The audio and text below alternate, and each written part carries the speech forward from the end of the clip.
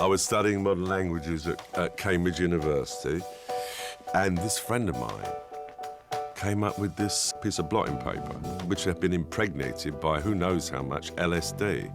And I took it, and on the acid trip, I picked up its camera. I started playing around with it, and you got this intensification thing happening, and then the framing. And a few days later, I was back in my friend's room, and I realized there had never been any film in the camera.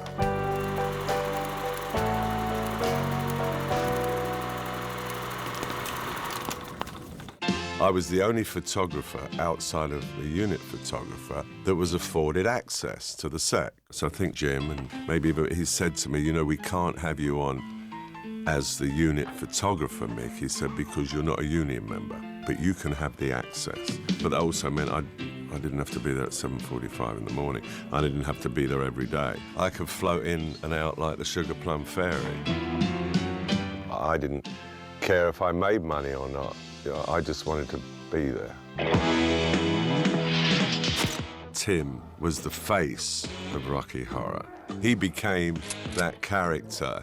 I've got a whole set of pictures of that where I actually lit it with electronic flash and did various setups. Those are the ones that are the strongest, the most iconic, like the Clockwork Orange one.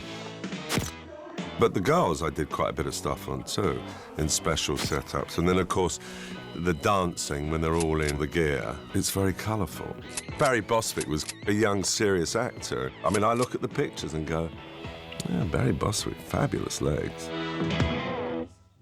I was so zoned in to the picture that all I could think of waiting to get Tim or Richard away on one side, or even Meatloaf. I did a bunch of very cool pictures of the Transylvanians. I did the famous group shot of them. They all seem to get on very well.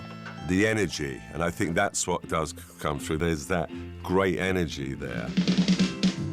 People often say to me, you know, how come you got all the best pictures? But my answer is, I got the only pictures quite often. I was the only one there all the time, and there was no competition. For me, it was a fun experience, but it was with my peers. It's with people I loved. I wasn't some outsider coming in there. I was from the inside. I was very lucky. Lucky in my intuitive sense of the period.